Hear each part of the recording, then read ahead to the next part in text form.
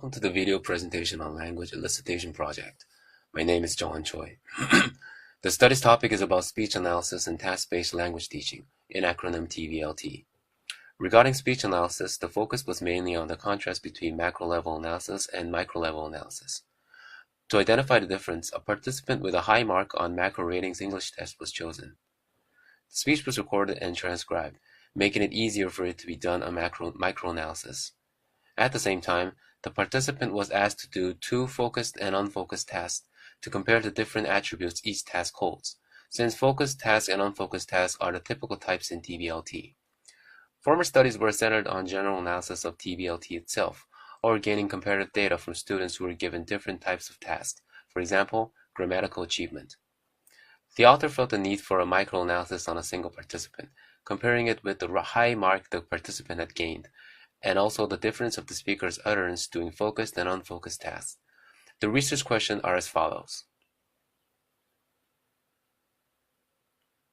The participant was a female Korean, 24 years old, and had experience of studying English for 13 years, including compulsory education. Her mark for TOEIC speaking was 7 out of 8 maximum. A person in level 7 is capable of expressing opinions or responding to a complicated request effectively with minor structural errors and imprecise vocabulary. Here are the descriptions for the tasks. The speech was divided up into AS units and clauses, then was micro-analyzed with Skian's 3 aspects of task performance, which are fluency, accuracy, and complexity. The mean of figures from the two focus tasks were compared with the mean of the other side.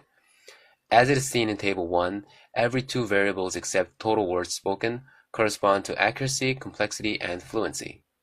This indicates that the result in the second vertical variable should coincide with the third, the fourth with the fifth, and so on. Unfortunately, it was not the case. Variables belonging to accuracy and complexity did not come into line, whereas fluency variables did, meaning that the participant was able to speak more fluently while solving unfocused tasks and nothing else. So, do the results answer the research questions themselves? For the first question, the participant's average error percentage in all of the tasks were 8.65%, remarkably low for a non-native speaker. For fluency, the participant spoke 52 words per minute and had 1.89 seconds of pause. However, the participant marked 0.625 in Giro's index, indicating a relatively low complexity level. Overall, high score on macro ratings test does not guarantee splendor in all 3 aspects. As for the second question, it is difficult to conclude, since the variables in 2 aspects do not correspond with each other, which they should have. Follow-up research is needed to verify the difference.